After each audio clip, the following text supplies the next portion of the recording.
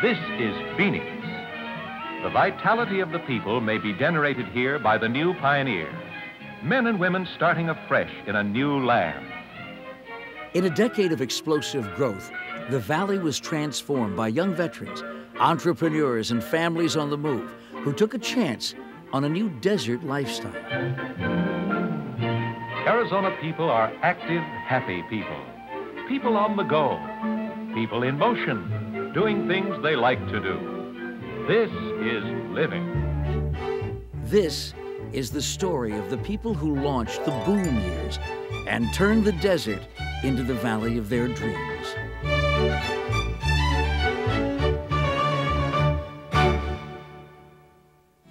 Go back a couple of generations, and the view across the valley was that of vast farm fields and desert surrounding the modest skyline of Phoenix. In 1940, Phoenix had a population of 65,000, a small city, but small was good for most residents. It was a very nice town. You knew a lot more people. You walked down Central Avenue and you could say hello to just about everybody you ran into. It wasn't a house that had a lock on it. They might have had a lock, but nobody had the key.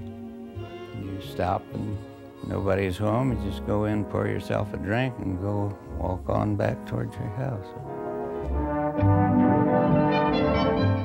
For Hispanics, the strong neighborhoods gave life a special flavor.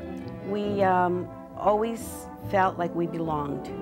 I don't care where you were at, you always had someone to say hi to and them return with a big hello, a big hug, a big kiss, a big squeeze.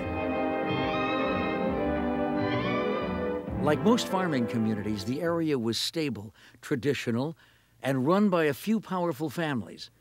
But things began to change when a world war intervened.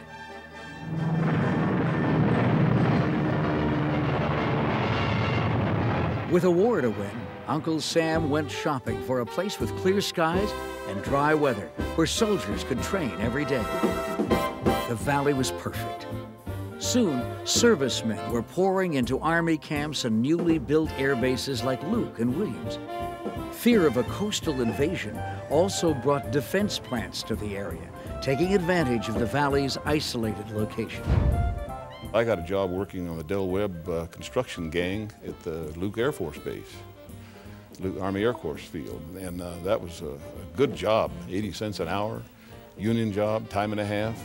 My sister and mother worked at Thunderbird Field in Glendale, fabricating material on training planes.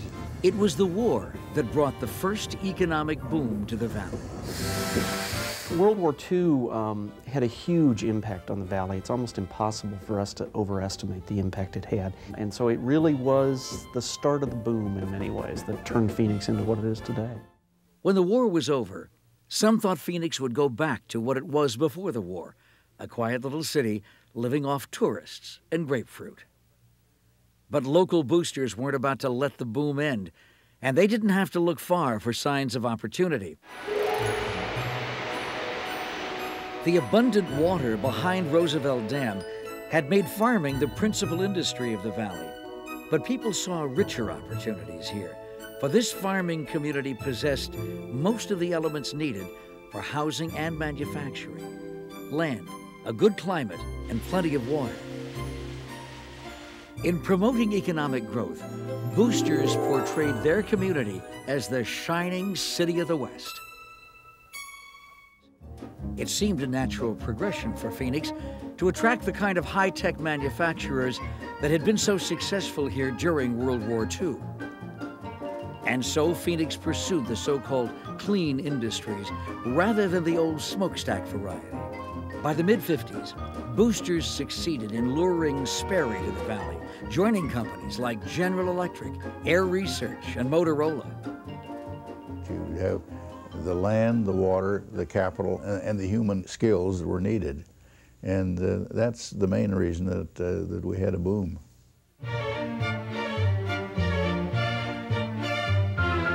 After the limitations of the war years, people were eager to get on with their lives.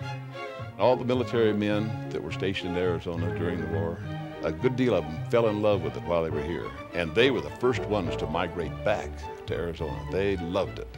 People began moving to Arizona in force. They came not just for the healthful climate, but for jobs and a better place to raise a family.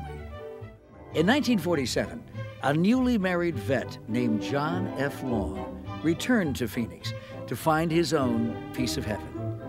The future developer began with a single house.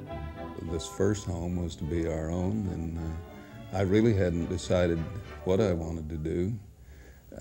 But anyway, we built the home, practically all the work ourselves. Took us 6 months. And before we had it completed, there was a demand for homes, and a couple came along and offered us what I thought was a good profit. We sold the home and then built the next one. That was to be our home, and I think we built 12, 13 homes individually like that until 1949 is when I started the first subdivision. Now that the automobile allowed homeowners to live farther from downtown, Phoenix didn't just spread outward, it took a giant leap.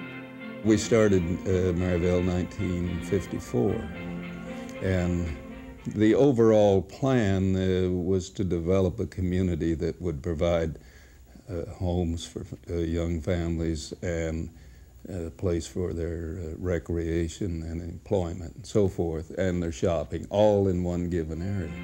In building an entire community from the ground up, Long pioneered the idea of a master-planned community.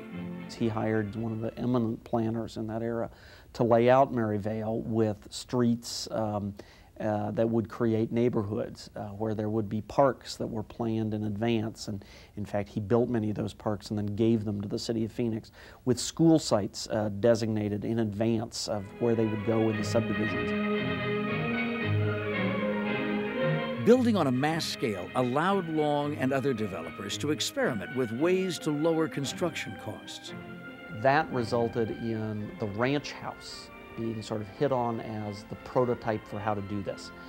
Simple construction, relatively plain house, typically one story, built on a slab, slab on grade construction.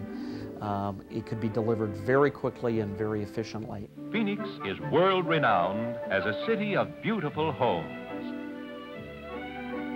This is where the home building industry was revolutionized, where new building techniques were developed, where methods were devised to give the homeowner a lot more home for a lot less cost.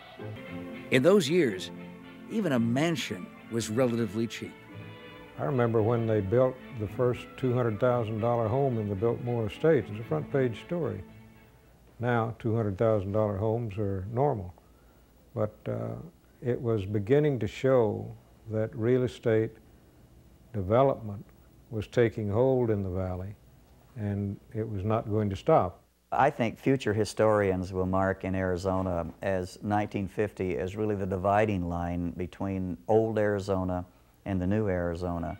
With all of the changes that were coming in the 50s, when we were attracting a whole new type of people, no longer the agriculture and the mining types, but college-educated type people coming out to work in the manufacturing industry. By the mid-50s, manufacturing replaced agriculture as the valley's #1 industry. The job market tempted even more people to move here. We were building as many as 20 houses per day. Had a real difficult time keeping up with sales. We'd sell, there was times that we were selling 100 homes a week.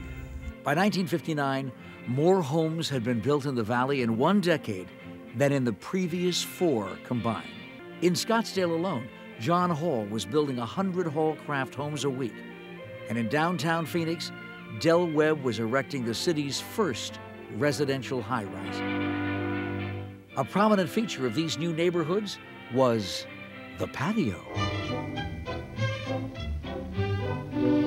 About that time is when family living was transferred to the backyard rather than the front yard. homes just used to have a front porch, and people sat on the front porch and watched other people and the cars go by. And then it was in the 50s then that the patio and the barbecues and so forth went to the backyard, and you very seldom see anyone in the front yard. The patio was so popular it spawned a new lifestyle. The sun-filled patio brings Arizona outdoor living into the home. This is where the family is likely to congregate for rest, recreation, and relaxation. The patio serves as a symbol, too, a symbol of a way of life. Patios were great, unless the temperature hit 110 degrees. Then homeowners stepped inside and turned on their new air conditioners, which quickly became an essential part of valley life. Motorola had an enormous impact on popularizing air conditioning in Phoenix. They had to have air conditioning for their manufacturing processes to keep the rooms clean enough and so on. So the people who worked in the Motorola plants got used to living in an air-conditioned environment during the day and came to expect it in their houses when they went home. And once air conditioning tamed the desert heat, the population really took off. I always took friends up to South Mountain so that they could overlook the valley, and it's amazing how far you could see and how many lights you could see. But then the difference from year to year as those lights would spread out more and more in the valley because people were moving in. It was an exciting time. We had left small towns where they were more or less stagnant, but here we were all of a sudden in the midst of a growing community. We didn't realize it was growing quite so fast. In fact, the population of Phoenix had quadrupled, jumping from 106,000 in 1950 to 439,000 a decade later. Thousands upon thousands of Americans had staked their futures on the Valley of the Sun.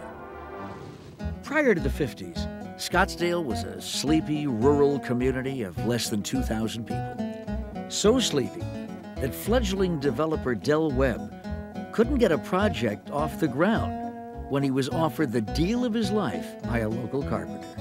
He says, I've got 3,600 acres of land in a place out here called Scottsdale, right in the middle of it. Paid 50 cents an acre, 1,800 bucks. He said, I need the money, I'm broke. So Del didn't have any money, and he went to the president of the First National Bank, a fellow named Sylvan Gans, and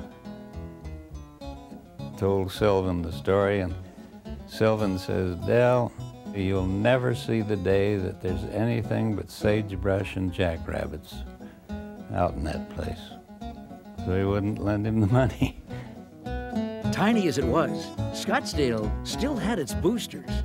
The town incorporated in 1951, and the Chamber of Commerce had been formed in 1947. And between the two of them, then they began to push for more tourist dollars. Let's get the people to come out here. To give Scottsdale a distinct identity as a tourist destination, boosters took a cue from America's love affair with the West. They named Scottsdale the West's most western town. It actually became known most western town in the late 40s when Malcolm White built the T-Bar T Theater, our first theater in town. He put a false front on it, a boardwalk, and put up a hitching rail for the horses, and convinced the other townspeople to do the same. He realized the potential, the tourist potential. A modest celebration called the Sunshine Festival grew into the Parada del Sol. The annual event was kicked off by Western Week and a rodeo. Well, it was Western because we did dress Western. And of course, they would have Western Week in the spring. A lot of the women made what we call them squaw dresses, and they were brightly decorated. And that was the West because it had the Indian motif to it. And the outdoor cookouts, the barbecues, things like that were part of the West. The tourists loved it, and the locals prospered, no matter that the real West was considerably different from the Boosters version. The cowboys I saw wore brogue shoes, mostly covered with mud, and their jeans were all dirty, and the hats were slouch hats, and I saw that was the real cowboy to me. Arizona was sort of a contradiction. In caught we had the real cowboy, the real working cowboy, and then we had the mythical cowboy. And the feeling among the chambers of commerce, let's give them what they want to see. Let's give them, if they want to see the myth of the West, let's give them the myth. Soon, tourists arrived in such numbers that accommodations were hard to come by. The long-established Joe Cocky and Camelback Inns were joined by deluxe motels like the Safari and the Valley Ho, and guest ranches like the Yellow Boot. Scottsdale also continued to grow as an artists' community. Artists often moved to Scottsdale because it was cheaper to live here than it was to live in Phoenix, and the people here accepted them. They were different than the farmers, but it was kind of, you can do your thing and we'll do ours, and you're welcome here. Townspeople were divided on the issue of growth, but the expansion happened so fast there was almost no stopping the momentum. And by 1960, we couldn't build the schools fast enough. And at that point, I think people really began to realize, wait a minute, this place is really taking off.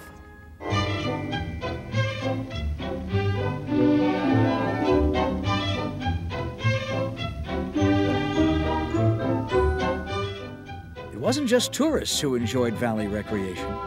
A growing population was pursuing the local pleasures. Nature's built-in picnic grounds are everywhere. It's fun with the family, and fun to get together with the folks from the home state. Newcomers soon discover that most of their new friends and neighbors were also newcomers just a few months or years ago. We enjoyed being outdoors. We enjoyed just packing up the kids and taking off into the desert. There were no roads there, and the kids would run and play and climb the rocks. To a man and his son, what can be more perfect than a day in spring at a mountain stream? To a family, a weekend out of doors under a canopy of blue sky. Maybe it's just the memory, maybe it's just childhood, but it seemed to me then, in the early 50s, Phoenix was really an idyllic place. And in those days, the canals were lined with beautiful cottonwoods, and there were all sorts of wildlife and in little roads along them, and we'd play on the canal banks, and everything you needed in the child's world was right there.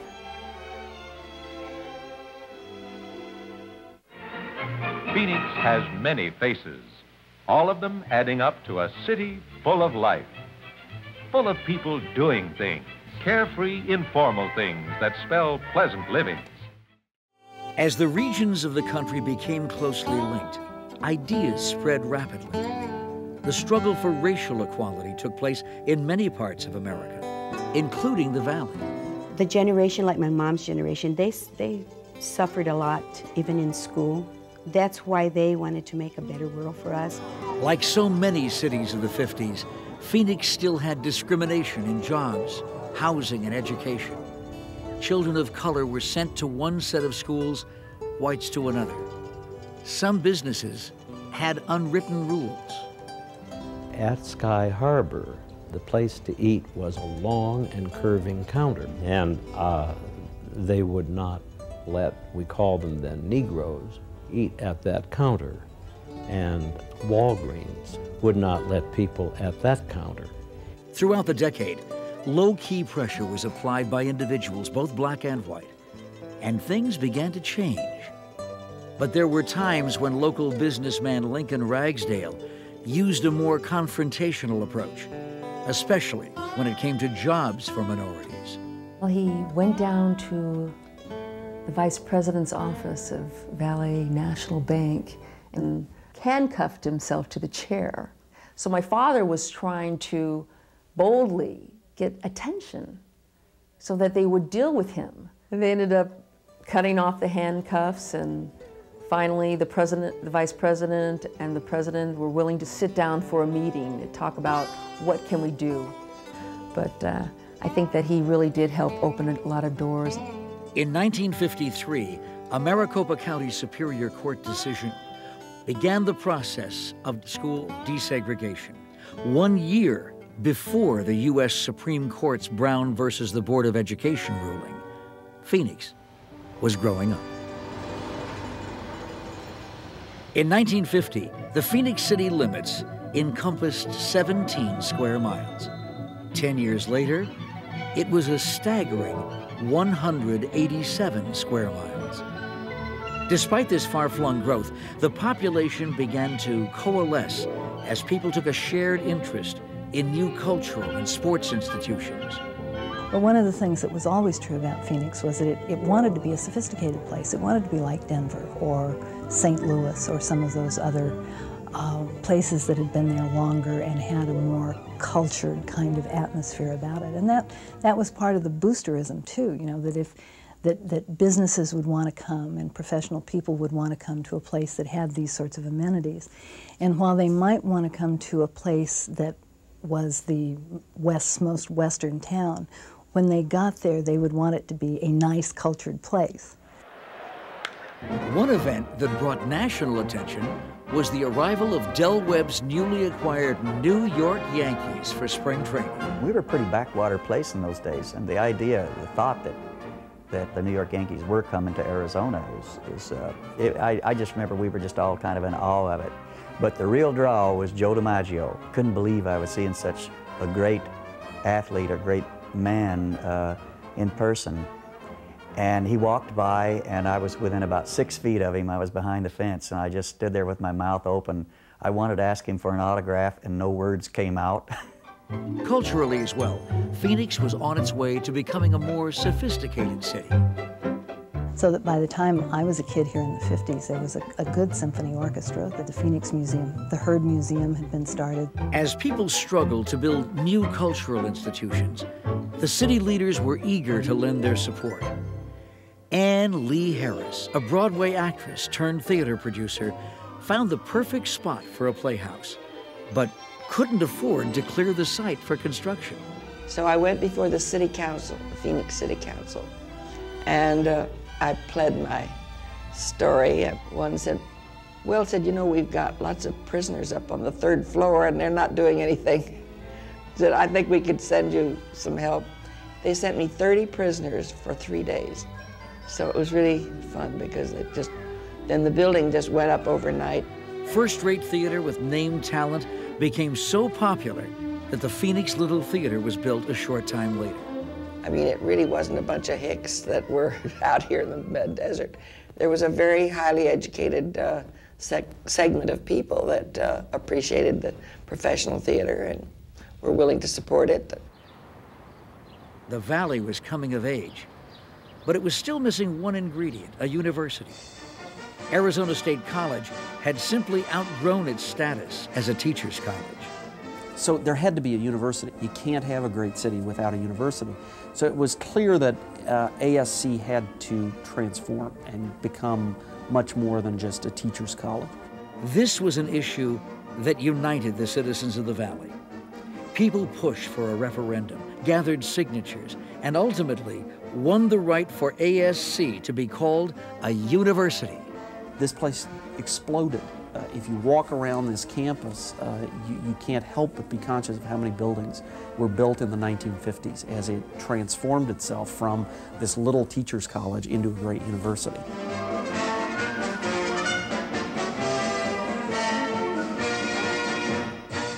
What makes a city is not merely that it serves as a crossroads of commerce, it must also be a crossroads of ideas. As a forum for new ideas, ASU helped guarantee the community's vitality. By the end of the 50s, a major city shone in the Valley of the Sun. The Phoenix of today is a new city. The neighborhood of which this home is a part is newer still. But the values of the people are the values of their forefathers, and by these values they live, work, and pray. For the most part, the people who moved here in the 50s found the opportunities they were looking for. The proof is not just in how many people came, but in how many stayed.